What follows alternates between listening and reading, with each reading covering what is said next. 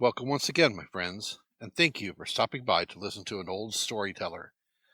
Today we have an English tale, and the title of the story is The Boggart.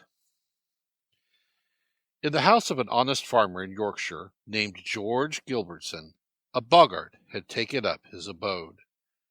He here caused a good deal of annoyance, especially by tormenting the children in various ways.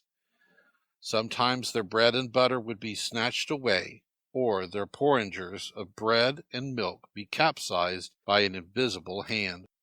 For the boggart never let himself be seen.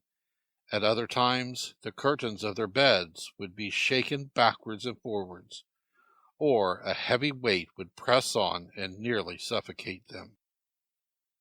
The parents had often, on hearing their cries, to fly to their aid. There was a kind of closet formed by a wooden partition on the kitchen stairs, and a large knot having been driven out of one of the deal boards of which it was made, there remained a hole.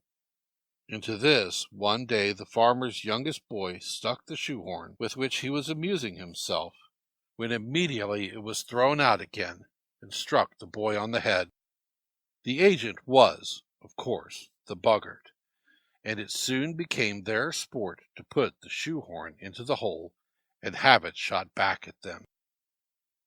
The boggart at length proved to such a torment that the farmer and his wife resolved to quit the house and let him have it all to himself. This was put into execution, and the farmer and his family were following the last loads of furniture when a neighbor named John Marshall came up. "Well, Gregory," said he, "and so you're leaving t'old house at last?"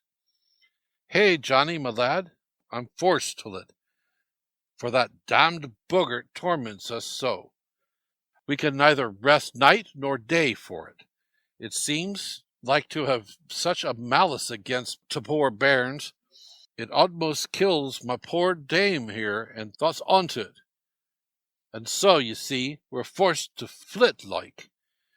He scarce had uttered the words when a voice came from a deep upright churn, cried out, "Aye, Georgie, we're flitting, you see."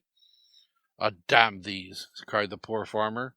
"If I'd known thou'd been there, I wouldn't have stirred a peg. Nay, it's no use, Mally," turning to his wife. "We may as well turn back again to old house, and be tormented in another that's not so convenient." Thank you once again for listening to this story. If you enjoyed this story, please press that like button. Also, please help an old storyteller out by subscribing to my channel. The next story will be posted in a few days, so until then, may your story continue to be a good one.